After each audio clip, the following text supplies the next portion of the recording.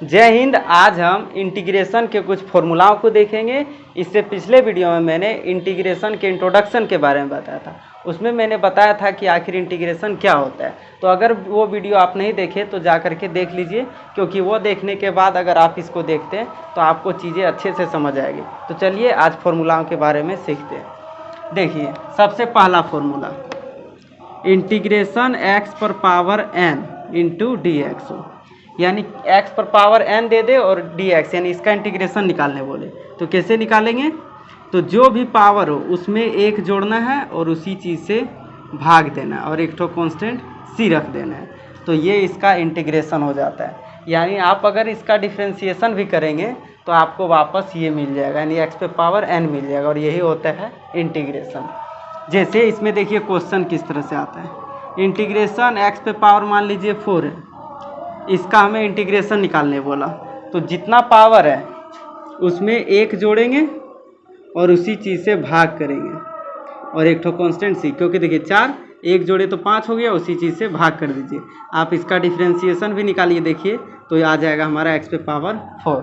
तो ये हो गया पहला फॉर्मूला और इसका यूज बहुत सारा क्वेश्चन में होता है, इसलिए इसको आप बहुत ही इम्पोर्टेंट मानिए। यानी इंटीग्रेशन का ये फर्स्ट फॉर्मूला है और यह बहुत ही इम्पोर्टेंट है।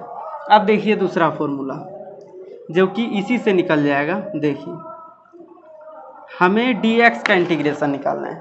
तो यहाँ पे dx है और यहाँ पे देखिए कुछ नहीं है, तो 1 मल्टीप्लाई में तो छिपा हुआ रहता है।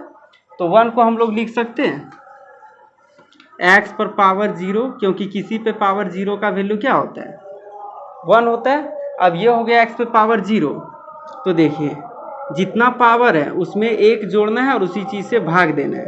तो पावर यहाँ पे x पे पावर 0 है, तो उसमें एक जोड़ेंगे तो 0 + 1 क्या हो जाएगा 1, और उसी चीज़ से भाग देंगे। तो इस 1 को लिखने का ज़रूरत नहीं है और इस 1 को भी, क्योंकि पावर 1 और 1 से भाग देंगे तो x ही आएगा और एक ठो कांस्टेंट c। और आप याद कीजिए कि जब आप डिफ्रेंशिएशन पढ़े थे, यानी x का डिफ्रेंशिएशन क्या हो जाता है 1 और 1 का देखिए इंटीग्रेशन क्या हो जाता है x, ठीक है, सॉरी, यानी 1 का इंटीग्रेशन x, करेक्ट है। अब आइए तीसरा फॉर्मूला पे, integration sine x into d x. अब हमें साइन का पता करना है, तो कैसे पता करेंगे, तो आएंगे हम डिफ्रेंशिएशन पे। तो देखिए डिफ्रेंशिएशन में हमने एक फॉर्मूला पढ़ा था, कोस का डिफ्रेंशिएशन क्या होता है माइनस साइन, ठीक है। तो माइनस साइन का क्या हो जाएगा इंटीग्रेशन कोस एक्स, लेकिन हम इस माइनस को यहाँ पे लगा देते हैं, ठीक है। अब देखिए इसका डिफ्रेंशिएशन क्या हो रहा है माइनस कोस, यानी इसका डिफ्रेंशिएशन इंटीग्रेशन हो जाएगा माइनस कोस एक्स और प्लस एक ठो कांस्टेंट सी। तो डिफ्रेंशिएशन याद रखिए, आपका ये निकल जाएगा ऑटोमेटिक, ठीक है। अब आइए फोर्थ फॉर्मूला पे, सारा डिफ्रेंशिएशन का अब याद रखना है कोस का। तो कोस सोचिए किसका डिफ्रेंशिएशन होता है, तो साइन का डिफ्रेंशिएशन कोस होता है। मैं इधर लिख देता हूँ, जब हम साइन का डिफ्रेंशिएशन करते हैं तो वो क्या होता है कोस एक्स। तो कोस का इंटीग्रेशन करेंगे तो वो क्या हो जाएगा साइन एक्स, यानी इसको लिख देंगे हम साइन एक्स और एक ठो कांस्टेंट सी। सी अभी कांस्टेंट पे आपको ध्यान नहीं देना है, कांस्टेंट का भी यूज है, कांस्टेंट का भी मान निकाला जाता है, वो सब आगे पढ़ेंगे, ठीक है। देखिए अब लिखते हैं फोर्थ फॉर्मूला जो भी है इसका next, sec x into tan x. तो बस आपको सिर्फ सोचना है कि sec x into tan x किसका डिफ्रेंशिएशन होता है। तो आप याद कीजिए कि जब आप सेक का डिफ्रेंशिएशन करते हैं तो उसका फॉर्मूला होता है sec x into tan x, याद है।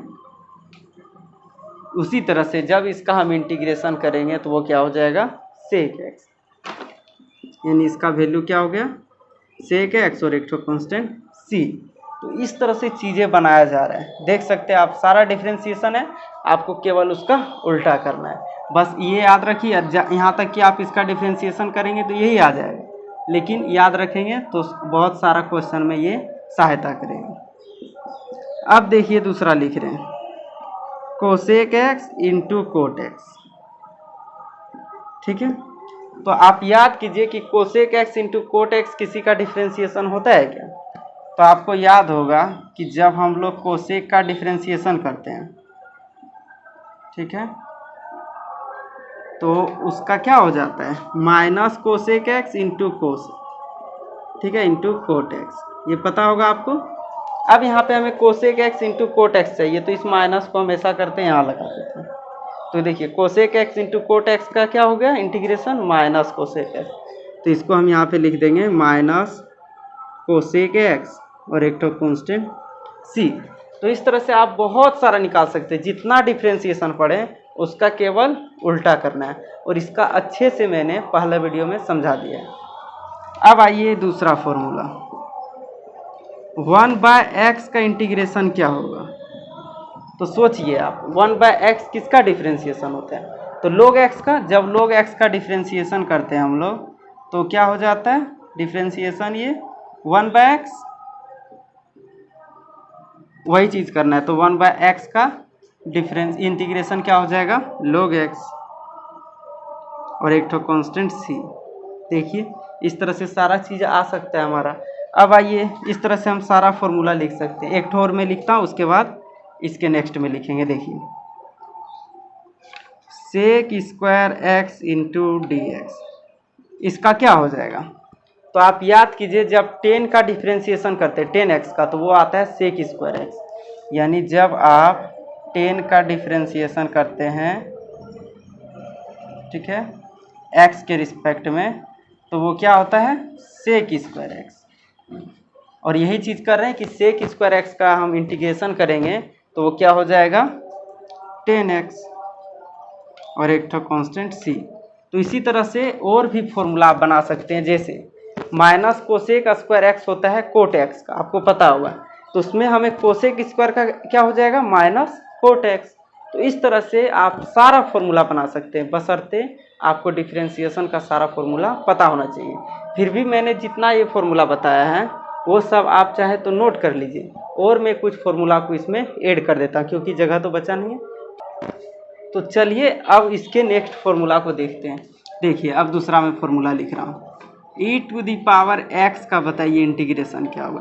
तो आप याद कीजिए कि जब e⁻x का आप डिफ्रेंसिएशन करते थे तो वो होता था e⁻x, तो e⁻x का इंटीग्रेशन करेंगे तो वो भी हो जाएगा e⁻x और एक तो कांस्टेंट c। यानी कि e⁻x का डिफ्रेंसिएशन कीजिए या फिर इंटीग्रेशन कीजिए, हमेशा वैल्यू क्या देगा e⁻x, ठीक है।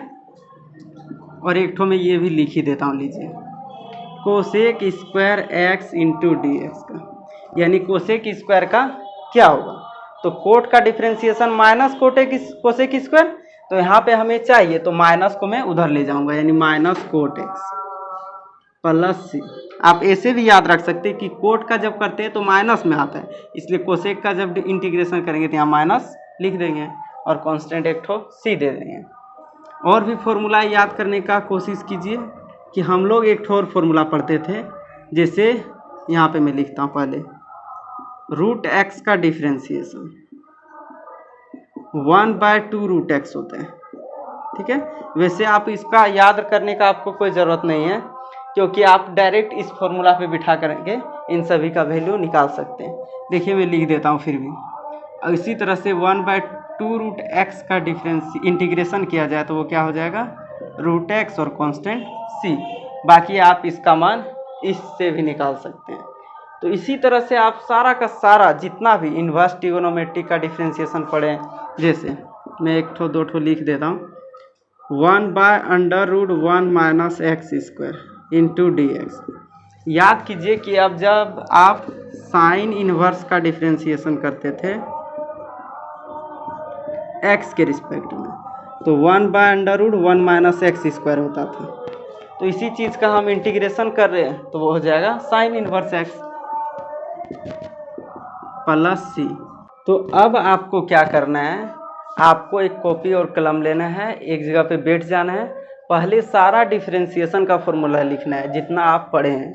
डिफ्रेंसिएशन का लिख लेने के बाद उसका अपोजिट करके इंटीग्रेशन का सारा फॉर्मूला बनाना है। अगर ऐसा आप कर लेते हैं तो मेरा बात मानिए कि आपका इंटीग्रेशन का बहुत सारा फॉर्मूला ऑटोमेटिक याद हो जाएगा, यानी आप डायरेक्ट रिलेट कर पाएंगे कि डिफ्रेंसिएशन में ये होता है तो इंटीग्रेशन में ये होगा। तो ये सभी का अगर आप करते हैं तो बहुत सारा फ़ायदा देखने को मिलेगा। तो आज के लिए बस इतना ही, मिलते हैं नेक्स्ट वीडियो में, तब तक के लिए जय हिंद।